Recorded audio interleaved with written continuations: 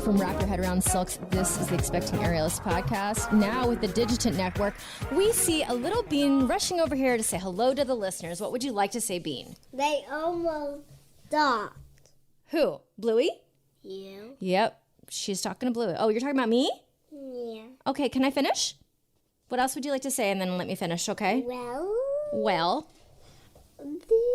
These two papers I took off to crayon to shred for chocolate to put in the oven. So she is making chocolate shreds with her brown crayon. She's pretending. Can I continue? With pink. Okay, can I continue?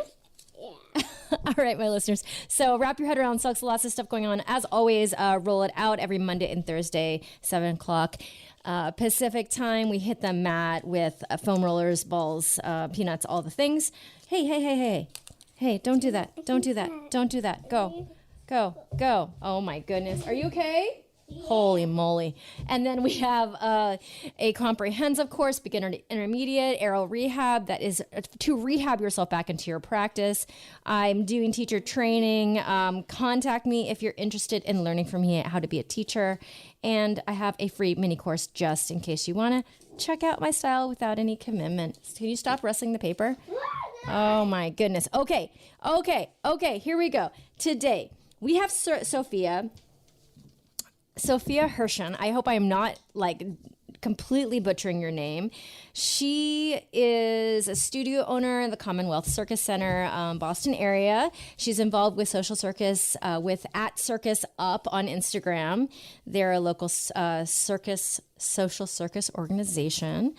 We discuss the importance of social circus, inclusion of underserved communities, and then we dig into her pregnancy. She experienced 6 months of nausea and vomiting, not necessarily in the category of hyperemesis, but pretty close to it. And then we talk about what it's like being around circus when you can't physically participate, that subtraction that we do when we're pregnant, the feelings that we have, etc., and ways to combat it. And we have some tips. All right, my friends, you had a lot of Bean rustling her. Hey, stop. Okay, guys. Here, let's get started. Where are you in the world? Calling in from Boston, Massachusetts. Oh my goodness. So across the country. Yeah, is it warm there yet? The last 3 days have been pretty warm. It's getting to 70 today, but it has been cold. Yeah, it's actually back to being cold here in LA. Sophia, I reached out to you, and let's talk about your story. So if you would just introduce yourself to the audience, a little bit about your practice and where you live and your job, and just a general, and I'll jump in. Yeah. So I got into circus around 2011 when I got a grant from my college to go around the world for a year studying something of my choice. It was called a Watson Fellowship, and I studied something called social circus. So social circus is when people use circus modalities for social justice and community building, around the world. And many cultures have different traditions of that is different from one another. So I went around the world, and halfway through that time, I was like, wow, maybe I should do circus. So I applied to the frequent flyers in Colorado, in Boulder, Colorado, for aerial dance school, and also to NECA in Vermont, and was rejected from NECA and went to the dance school. I was a dancer previously and an athlete, and that was a really good fit for me. So that was kind of my entry into circus. But at the heart of it, I'm really interested in circus education, primarily with youth and with community building. So I currently live in Boston. I own a circus school called Commonwealth Circus Center. I'm on the board of a social circus organization in Boston called Circus Up. And I also am the founder of a performance company called Circus 617, where we make contemporary circus shows, small ensemble shows mostly. And I have my master's in education theory, really focusing on community building through arts and through circus, dance, theater. That's kind of me in a nutshell. So you're like a circus saint. I wouldn't go that far, but I definitely love circus, and it means a lot to me. Definitely, like every day I wake up super thankful for the job that I have that lets me be in community, be with kids, and be like with artists. I love that social circus is a thing because basically you're getting to serve underserved communities, right? With something that would not necessarily be accessible because circus is expensive. So expensive. Yeah, I feel like the only reason why I was able to even get into circus was because I got this grant. And so I feel like I feel like I'm almost indebted to that in giving back sometimes. And it's funny to be on both sides of the coin. Like the circus school that I own, like it costs a bunch of money to go to circus school. I know that. I set the prices. So I feel like I want to be doing work on both sides Yeah, that to make must sure be it's accessible. so interesting because you're trying to make your business viable, Yeah, right? yeah, in a city, major city, yeah. Um, yeah, where real estate is really expensive and insurance is really expensive. And I have 52 employees and about 600 students. So Wow. it's something that has grown a lot, and that is in large part due to so many mentors I've had. Hi You want to say there. hi to Sophia? You want to here? Go ahead. Hello. No? Where you want to hide? Bean. We were just traveling and Oh, we got awesome. through the whole week. And I was like, "Oh man, she's a rock star." Got through the whole week, didn't get sick. And then lo and behold, like a 24 hours after she got back, she came down with a fever. Just like clockwork. Yeah. The Yeah. Well, I'm plane, glad that everything. hopefully you were able to enjoy your trip.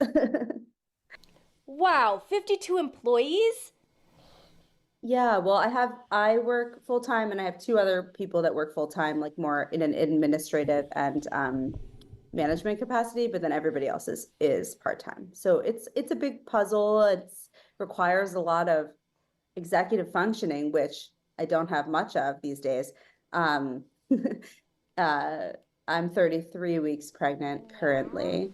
Whew. Um, So yeah, it's been yeah, quite a ride through the pregnancy and trying to keep it all going. But I have such a wonderful staff that has been and particularly managers. So it has been definitely easier than I thought it would be. Okay, I just have a couple questions about your studio and the social circus, and Oh then we'll yeah. talk about your body. Like I'm gonna try to be organized with my thoughts.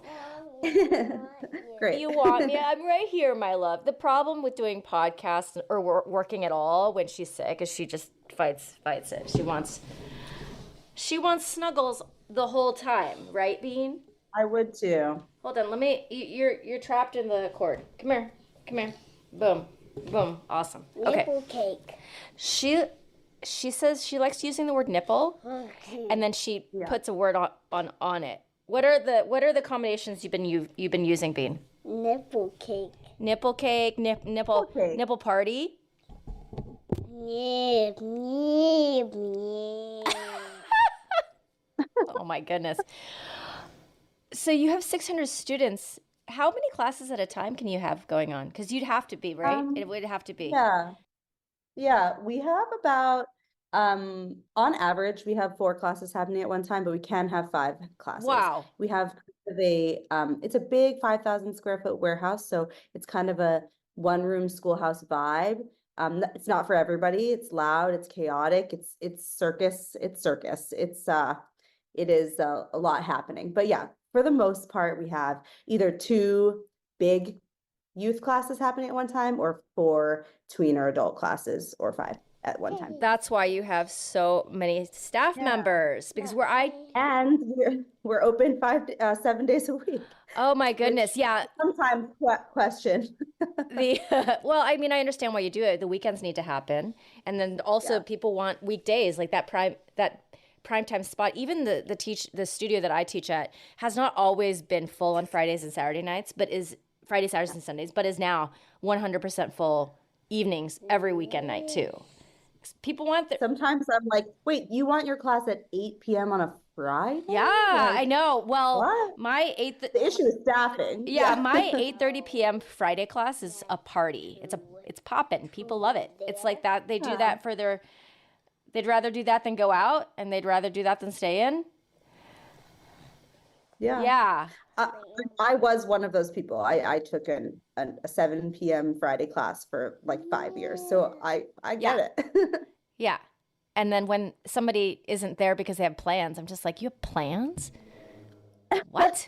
What is that? Possibly be I doing. mean, what Yeah. could you be doing besides Ariel right now? Okay, so, and then your social circus, do you feel like you're serving the underserved community to the point where they can actually do circus later in their life? Or is it just maybe more of an activity to bring awareness and inclusion? Or is it bridging that gap at all? Hmm. Well, it's definitely not my social circus. I'm on the board and I'm very thankful to be a part of this project.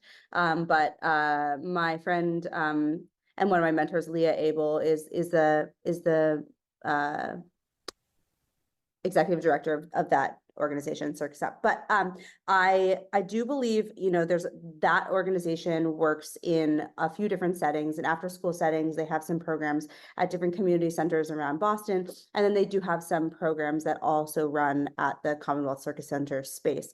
And I think we do have a unique partnership between the two organizations, between Circus Up and Commonwealth Circus Center, where we're trying to bridge that gap.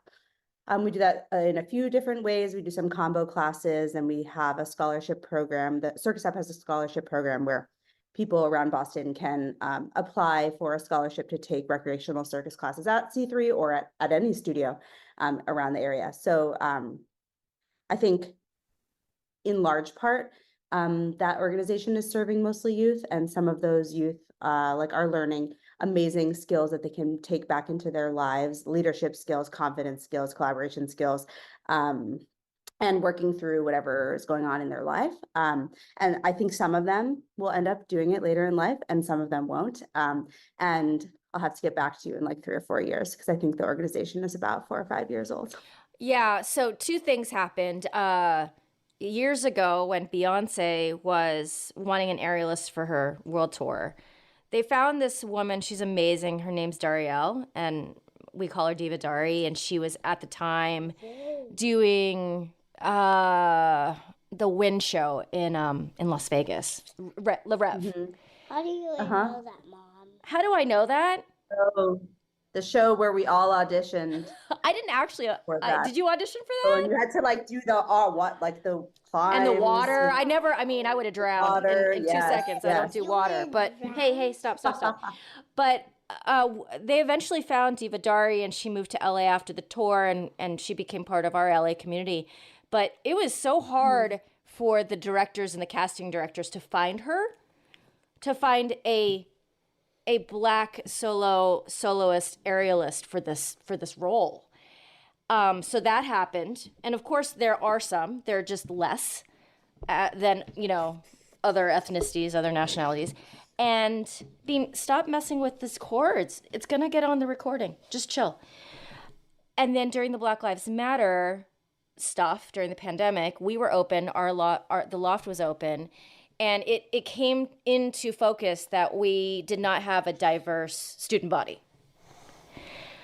And not a completely diverse staff, although we have a pretty diverse staff.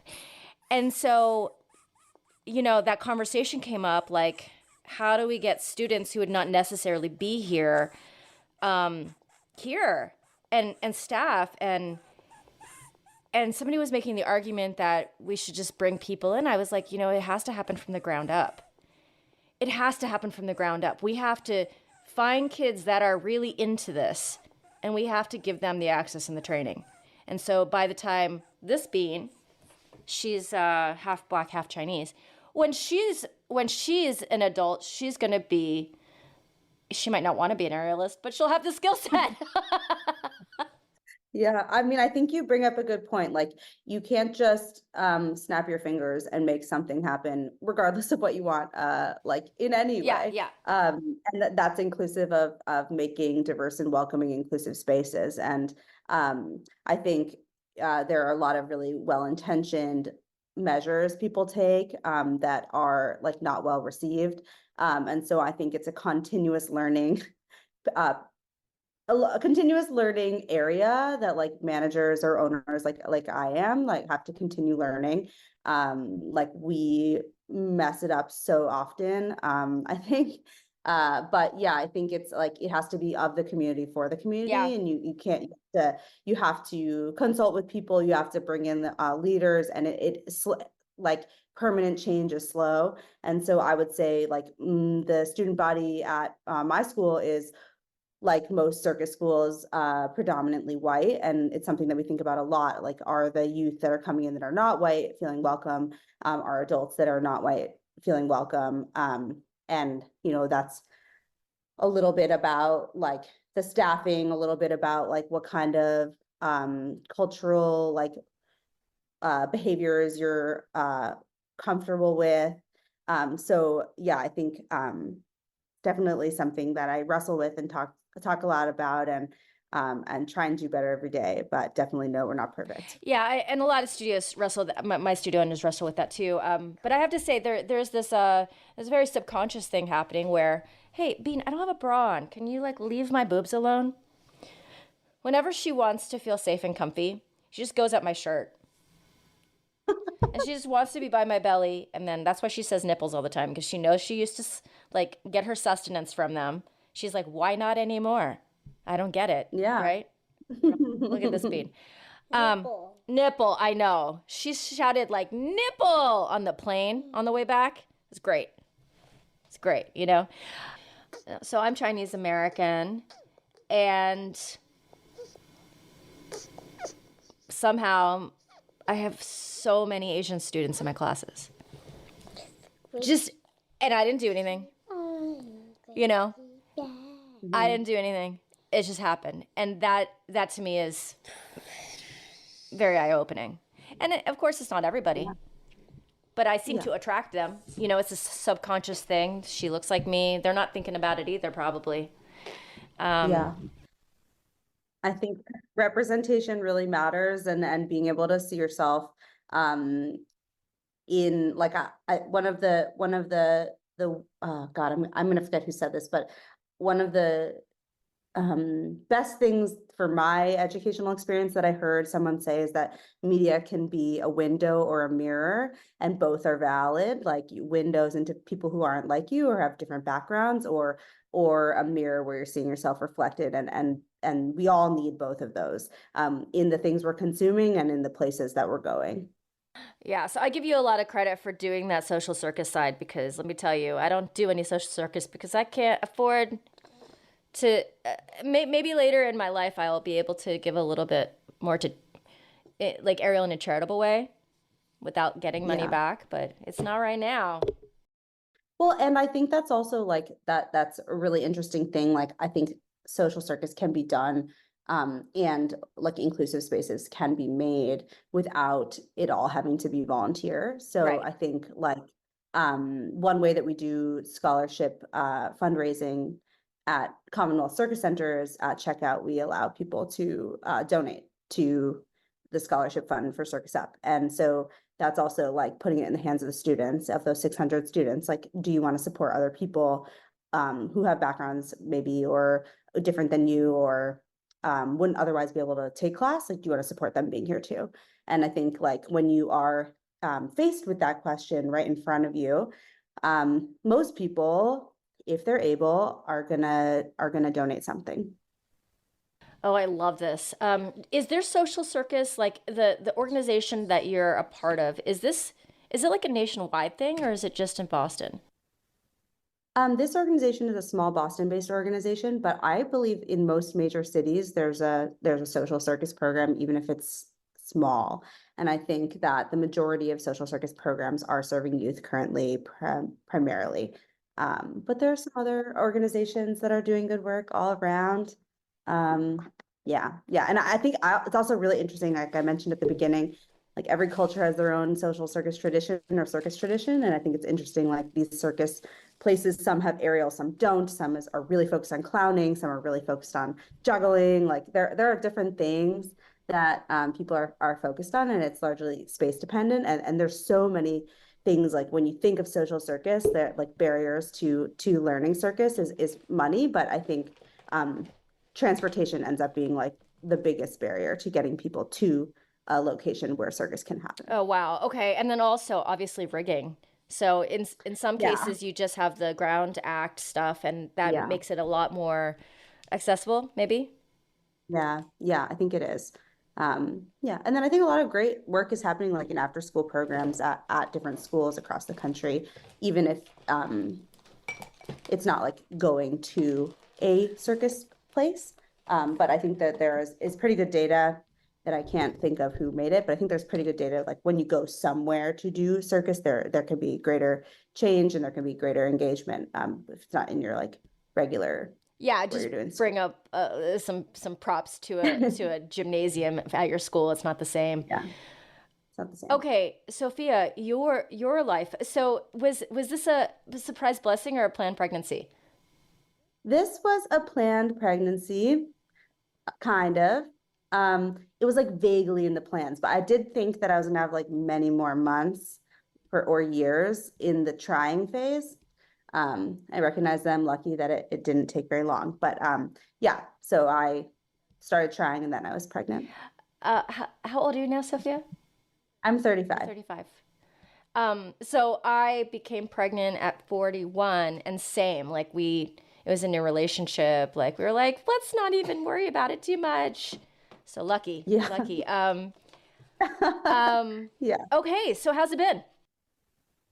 I was really blindsided by the experience. I think you know, uh, as most people, maybe I'm making a huge assumption here, but as many people experienced it being like a adolescent in this country who's also uh, a woman or socialized woman, have like so many body things that have gone wrong, different eating disorders.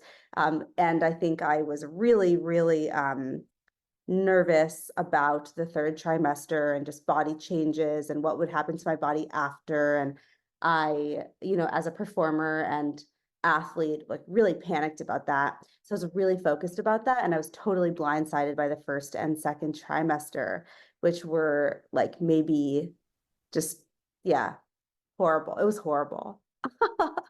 Um, so yeah, that's how it's been. I think I was like pretty lucky in finding this podcast to listen to like know other people were going through things like I was, and finding different like Facebook groups where people were talking about it. But I think like before you've engaged in like being pregnant, I think it's very difficult to imagine what it will be like. And so I was pretty blindsided, I would say. How were you blindsided specifically? Like what were the things? Oh yeah. Just I was just so debilitatingly nauseous for 6.5 months. I think Six and like a half I just months? Wait, did yeah, you have the just thing? What's it called? I did not have that. What is that called? Uh, it's gonna hyperemesis, Um hyperemesis. yeah, Yes, yes, yes, yes. hyperemesis. Yeah. No, I don't think so because I wasn't like excessively vomiting. So like I was just so nauseous all day. And I I kept trying to say to my midwife and my team, my medical team, like I don't think I'm nauseous. Like I'm just so queasy. And they were like, that's the same thing, dude. I was like, I just feel like it's different though. So I feel like when I'm nauseous, I throw up and then I feel better.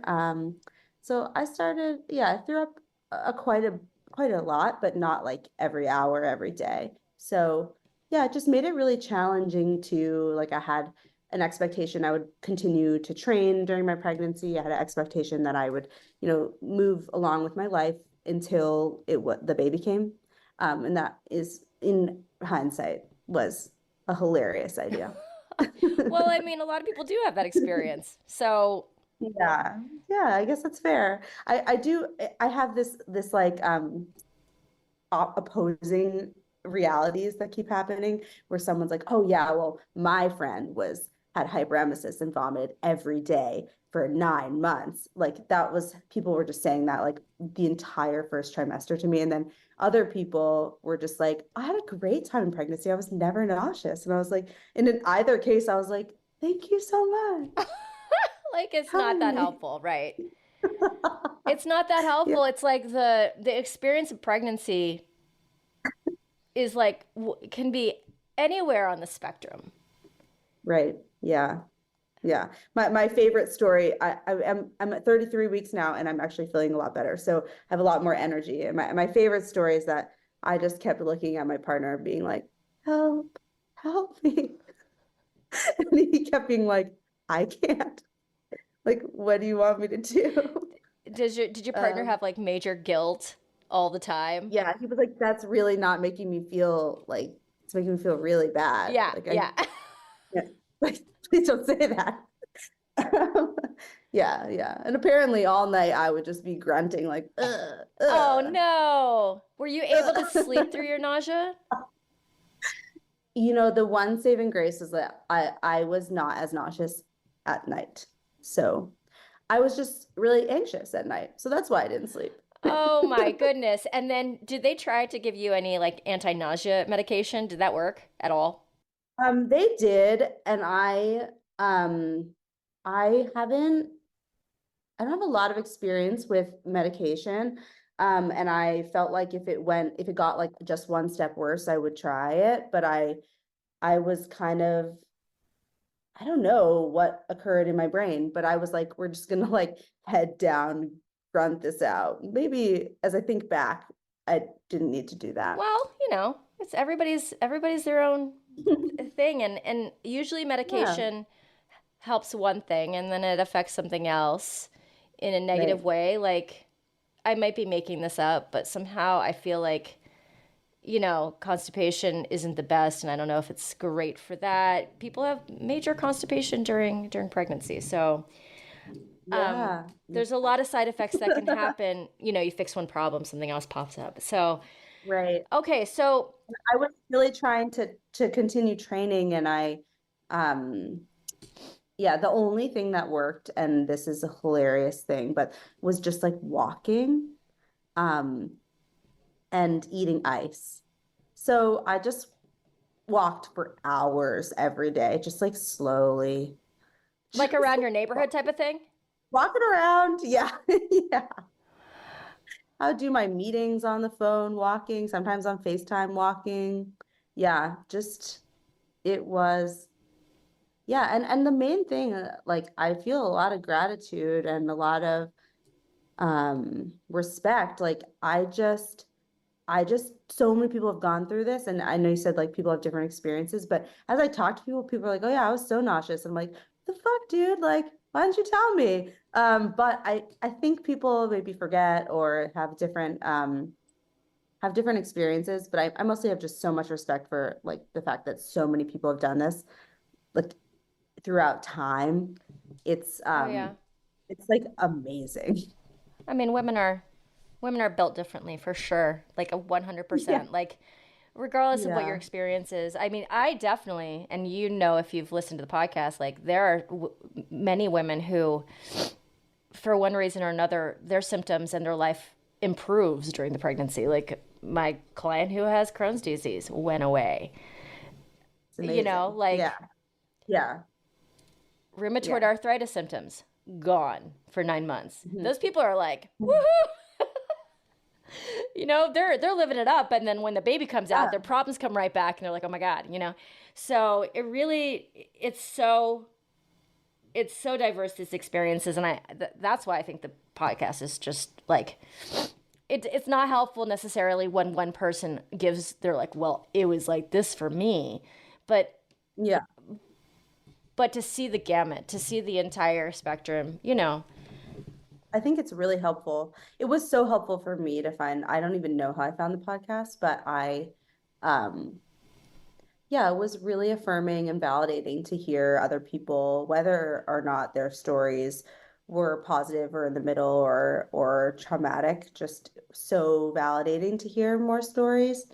And I think like my pregnancy has been uncomplicated, and I think like um I feel incredibly grateful for that. Like I was really nauseous. And that sucked. But also I haven't had other problems. So I'm, yeah, really trying to keep the mindset of like the pregnancy is going well, and that was a finite thing that I went through. Yeah, and when I was like in my fourth trimester and we weren't sleeping, and I'm like, why would anybody do this twice or three times or four times? Like, it's just like blew my mind because I was in a place where I could not see through the next day.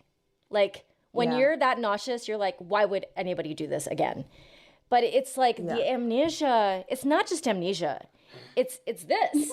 You have Yeah. the child, and then the like ring of hell that you went through to get there seems like it was so long ago. It's so long ago, and it was like so short of a time. And now I have like a beautiful being like pressing her face on my face right now. You know. Yeah. Um, I find the like just perspective taking really helpful for me. So um I was in an interesting circumstance in my first 6 months. My mom was going through leukemia treatment, and um, like had a few rounds of different drugs and chemo, and then had a bone marrow transplant. And so she and I were experiencing a lot of the same symptoms at the same time, um, with nausea and some other and yeah, other symptoms. And I found it really helpful, like as a meditation, to be like, I chose this, and things, and it's finite. And like for somebody else, my mom didn't choose these symptoms, and she's like thriving her way through, even though it also stinks for her. But it was definitely helpful to go through it with somebody, um, and like be able to validate each other's symptoms, even though they were from different reasons. I'm sorry to hear that. Oh my goodness. Thank you. Thank you. Yeah, she's doing great. That's great. Okay, now you're 33 weeks Yeah. and nausea has gone away miraculously. Yeah. And so what's it like now? Um, it's interesting. So previous to being pregnant, like I think one of my favorite things about circus is training. I love training. I used before being pregnant, I would train between 15 and 20 hours a Woo! week, really doing partner acro and straps and rope are my main things.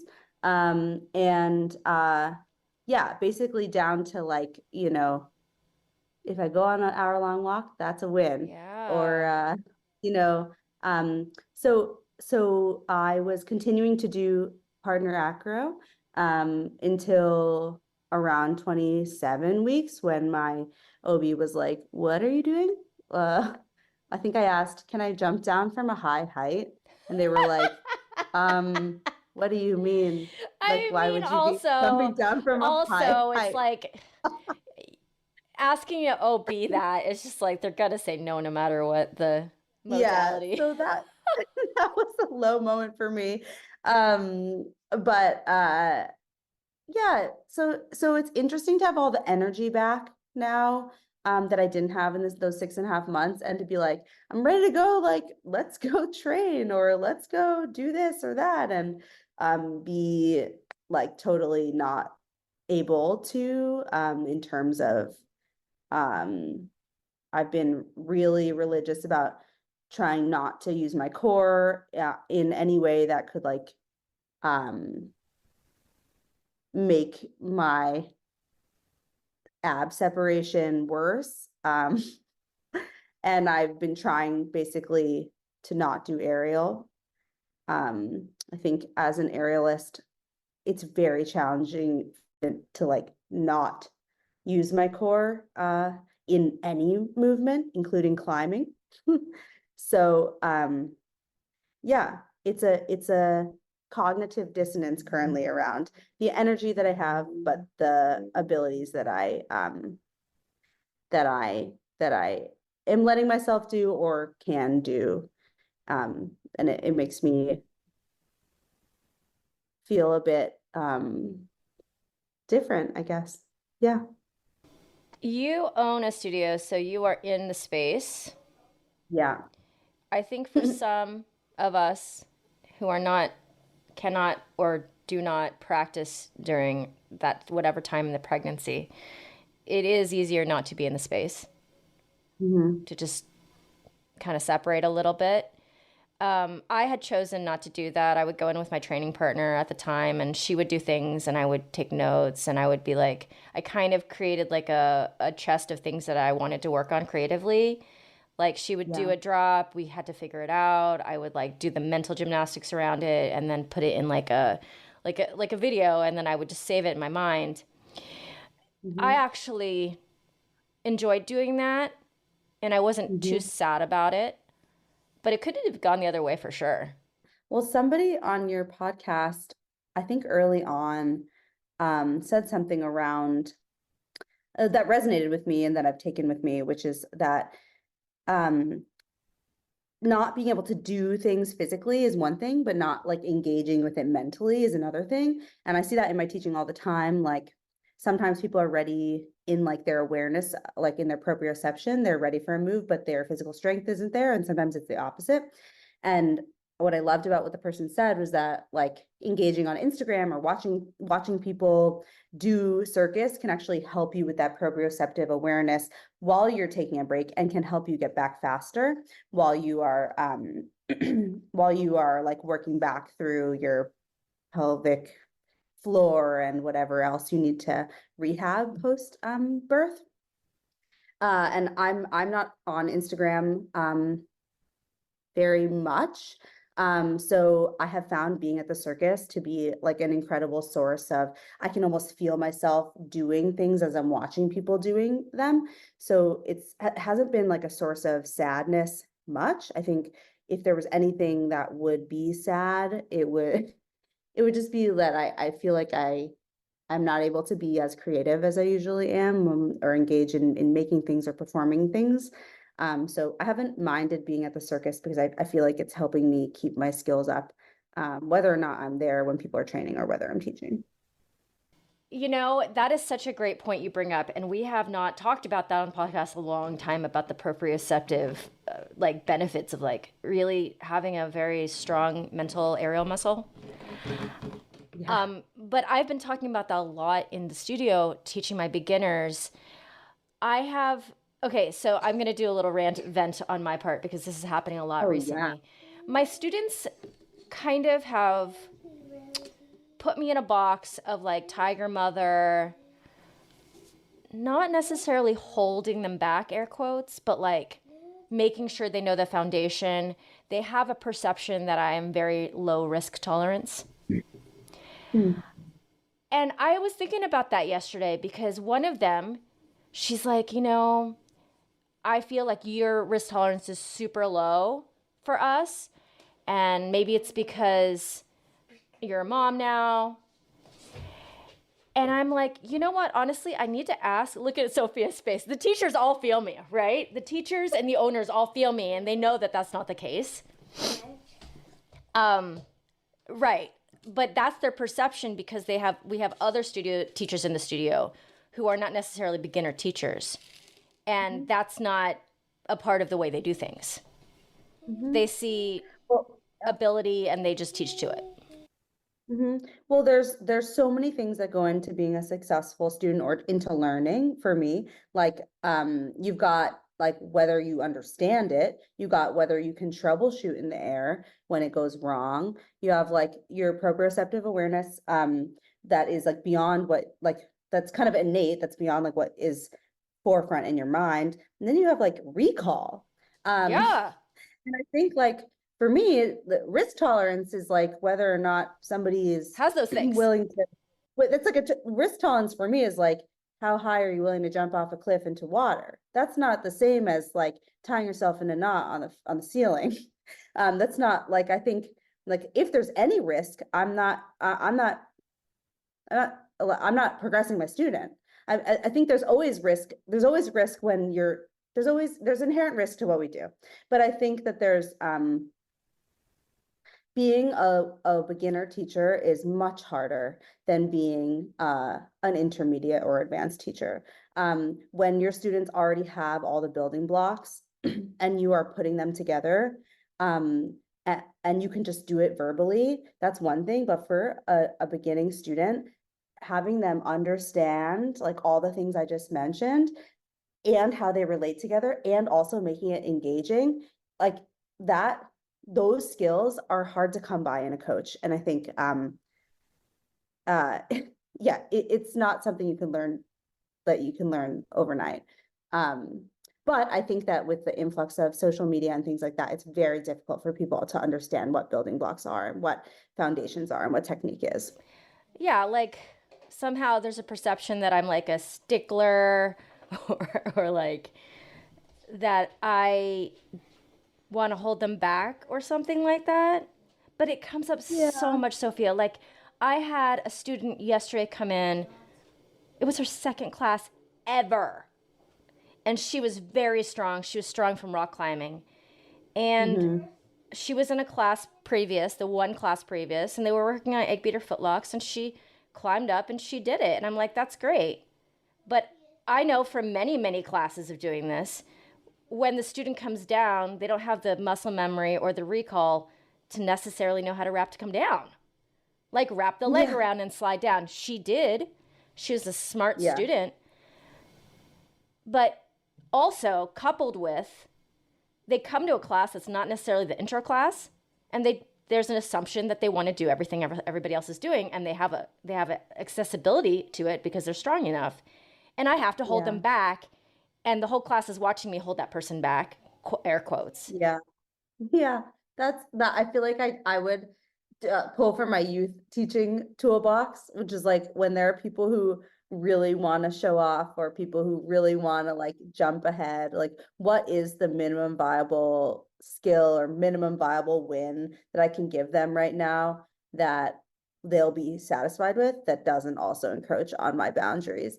And it's like I feel like improvisation in that way, I'm sure you do this all the time, is like this the best skill for an aerial teacher generally. Yeah, But you know, I think there's no way to win with a student who has it in their mind that they are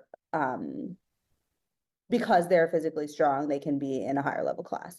I think that's like over time education, it's difficult to counteract it beyond giving them something and teaching them over time. oh man, it's just been happening a lot lately, so it's been on my It's mind. so hard. I do remember that happening to me a lot more when I taught 101s and 201s, and it's really challenging. I was just teaching, actually, I was subbing a couple of classes. I haven't taught lower level classes in a while, um, for a variety of reasons, but mostly because after the pandemic, you know, there's only a certain amount of teaching spots and there's a lot of teachers, so it has meant that I have taught less. Um, and I think that I was teaching a level 201 fabric the other day, and I realized like, oh my gosh, I have to demonstrate every single thing because they don't know it, they've never seen it, and I couldn't demonstrate it. The thing that I was teaching. And I was thinking back to like the classes that I'm currently teaching where I can stand or sit and do it all Yeah, yeah. verbally. So yeah, that's a muscle that I've definitely lost. And there are more situations like you painted where there's like so many levels and tiny micro levels in every Yeah. single intro class, and so many different needs. And I think run into that myth of the universal design all the time. Like every person has different needs, and there's no way to satisfy everyone. And if you try and satisfy everyone, then it sometimes means nothing to anyone. Yeah, and, or give them what they're asking for and they have zero memory of it by the time they come back. That's a waste of my time because I've just now Yeah, spent whatever sure. time verbally explaining something that you have no capacity to absorb because you don't know the 5, 6, 7, 8, 9, 10 steps before it. But you know, Yeah. I guess I'm.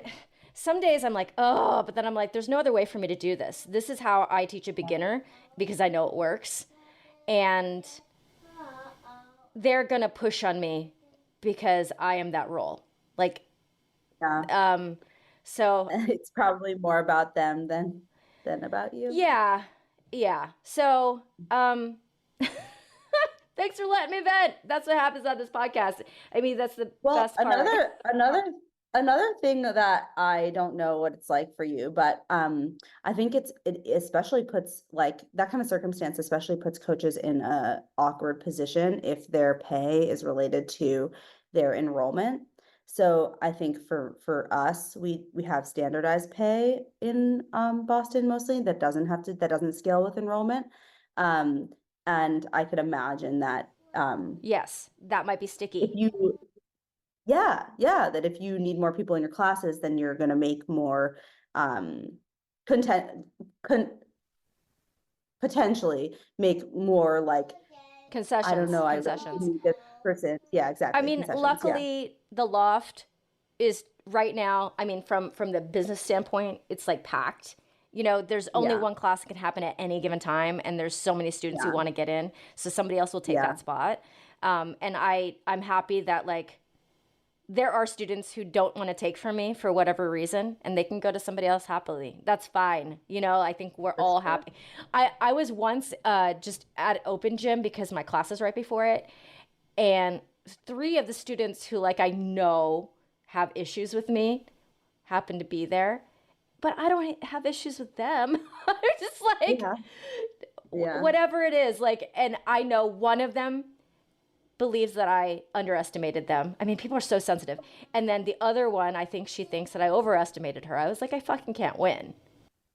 No. And I think that's such a good one thing I wanted to say. That's a good transition. You being like a leader, being a teacher, being a studio owner, is incredibly lonely. Sometimes it's like, and the reality is not everyone's going to like you. And I think like for me, that's a major fault. I'm very uncomfortable when people don't like me, and it means that sometimes I have a hard time like holding boundaries or limits. Um, but it's a lesson that it's like when you're in a position of authority, like people, not everyone likes you, and not every teacher is for every person. So that's like the strength of having a big staff or having multiple people teaching. Like not everyone wants to take from me. I'm a drill-based teacher. I just like you, I like drill these foundations really hard. I know that it works, and the other coaches aren't. And I think like people opt into the coaches that they like, and yeah, yeah, but it's still uncomfortable. And you're right, you can't really win. No, can't really win. And, you know, I know that they see an aerialist that has all the things we're talking about, and they're like, I want to be that. But I'm like, okay, well, I've put you on a path for that. So aren't you happy? No. Yeah, No. yeah, and I think like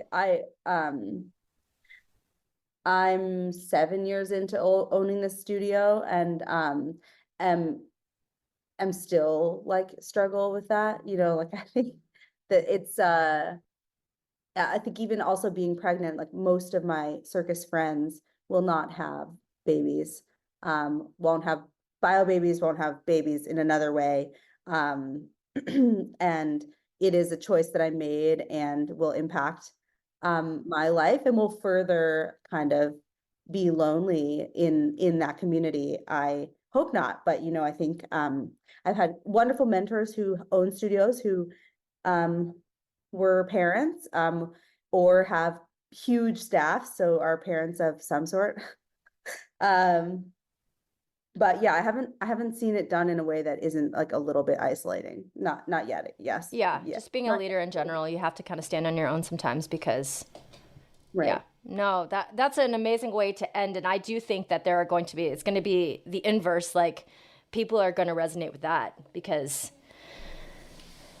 there's a lot of students in this podcast, but there's a lot of studio owners and there's a lot of teachers, you know, because you're to Yeah. a certain point in your career, you start to be the leader. And I think a lot of us share these emotions where, I mean, I could complain slash vent to my partner, but he's like, okay. He doesn't, Yeah. you know what I'm saying? He's like, all right, well, okay, okay, you know, whereas you guys really Yeah. understand. Yeah. And I think I would just say like I live only a mile down the road from the school that I own. And I, in thinking about taking leave, I took a sabbatical last year for 2 months in preparation for trying to get pregnant, just to see if I could leave. And everyone really stepped up in like super meaningful, beautiful ways on the staff, which has made it so that this is possible, regardless of, you know, how isolated I might feel. Like I feel an incredible amount of support from the staff, and also the work that we did to like automate different parts of the business and template different parts of the business. But yeah, I think like not like having the people here be so supportive has meant so much, and then having like the network like that you have built through this podcast and other people that I know who've done this, the network that is more like national to lean on. I just have to remember to like reach out, because I think you can get like really sucked into little small worlds. But yeah, I'm trying to have hope that it won't get sucked too small, and that I'll remember to reach out. Yeah, and then Sophia, we'll do a check-in. When's your due date? June 24th. Okay, we'll do a check-in. Like either you reach out to me. I won't reach out to you super early because I know how it is. But if you want to reach out, if you need to, you know, vent it out here on this podcast, I, you know, would love to have you. That'll be awesome. I'm assuming that I'm going to be blindsided and surprised in this next phase too. Yeah, in a way that there's no way of knowing. Zero way. Never know. It's like, Yeah. For a control freak like me, it's almost unbearable to not know what's coming at me, you know? Yeah. All right. Well, we wish you thank you so much. all the good vibes. Thank you. Sophia, thank you so much for coming on. All the best vibes to you. Can't wait for your little squish, and then we'll check in later. Listeners, if you would honor me with a 5-star rating and review, I will be forever indebted. Please contact me at CarrieWheat1 on Instagram. I am in my DMs constantly. If you think you or someone else you know would be a great guest, I've been having people come through on that, and it's been amazing because sometimes you guys have better ideas than me. You know what I'm saying? Or, you know, my network needs to grow as we go, and it needs to grow to the entire world. What would you like to say to the listeners? Well, I made another. Hey, talk into the mic if you're going to do it. Well, I had a paper to make plans with. Yeah, you're making art with your little scraps of paper. And it could scrabble around crayon box. Okay, can I finish? Crayon box go inside the crayon box. Okay. Listeners, check out Greener Grass with Kelly McVeigh. We have some amazing interviews there, as well as me and Kelly just complaining about our life. I'm kidding. We do both. That's great. Yeah, I think that's it. You guys. Let's wrap for the day. Carrie from Wrap Your Head Around Socks, and this is the Expecting Your Analyst.